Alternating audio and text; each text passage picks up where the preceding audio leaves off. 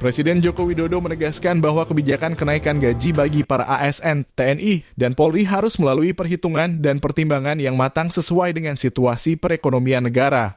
Hal tersebut diungkapkan Jokowi saat menanggapi pertanyaan awak media terkait intensitas kenaikan gaji ASN, TNI, dan Polri yang dinilai lebih rendah dari pemerintahan sebelumnya. Ya, situasi fiskal kita, situasi ekonomi kan berbeda-beda.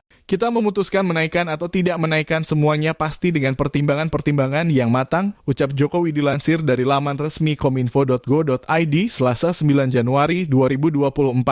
Salah satu pertimbangan yang disebut Jokowi adalah pandemi COVID-19 yang menjadikan kondisi perekonomian negara tidak memungkinkan untuk melakukan kenaikan gaji.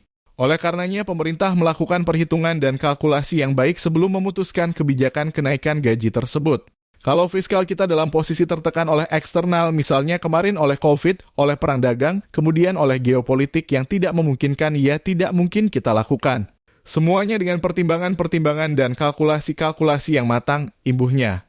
Dia pun berharap kebijakan kenaikan gaji ASN, TNI, dan Polri pada tahun ini dapat mendorong daya beli dan perekonomian masyarakat.